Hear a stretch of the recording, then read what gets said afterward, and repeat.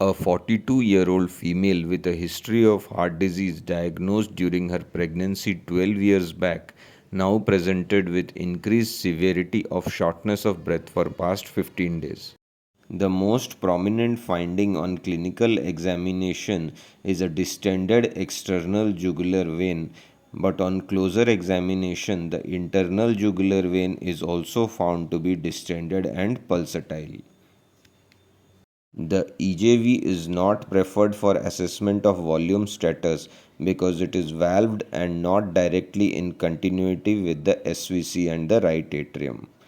In spite of the raised JVP, she has no edema, which is possible when the patient is on diuretics or right heart valve disease is responsible for the raised JVP. An ECG recorded 15 days back showed atrial fibrillation with a ventricular rate of around 120 per minute with mild right axis deviation.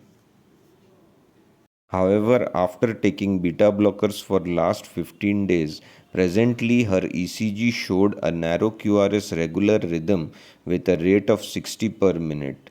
The P wave is negative in lead 1 and positive in AVR with a short PR interval of less than 120 milliseconds.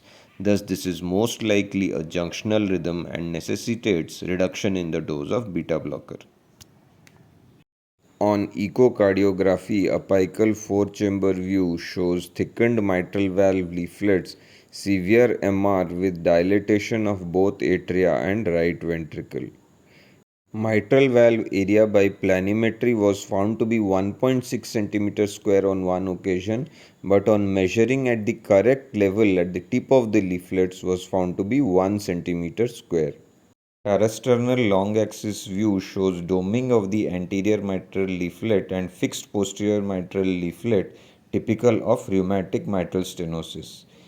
In the LA are seen multiple clots which form due to stasis of blood as a consequence of mitral stenosis. Atrial fibrillation and an LA size more than 45 mm are other contributory factors.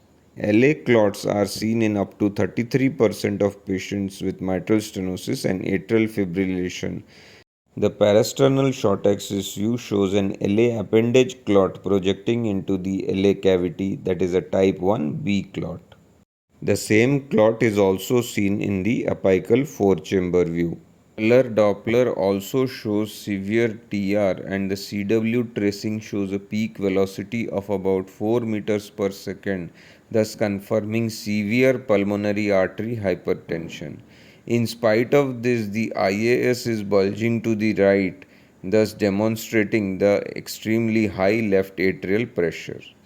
The patient, although non-compliant to drugs and lost to follow-up for more than 10 years, had preserved the report of an echocardiography done in 2013. At that time, the mitral valve area by planimetry was 0.9 centimeters square. TR gradient was 85 mm of mercury, thus confirming that the patient had already developed severe MS with severe PH 12 years back. Both the recent and the 12-year-old chest X-ray shows straightening of the left border of the heart due to dilatation of the main pulmonary artery and right atrial appendage, with perhaps more right atrial enlargement and cardiomegaly in the recent X-ray. Old studies on the unmodified natural history of rheumatic mitral stenosis have documented a mortality of around 70% at 10 years in symptomatic mitral stenosis, and this ranges from 60% for NYHA class 2 to 100% for NYHA class 4 symptoms.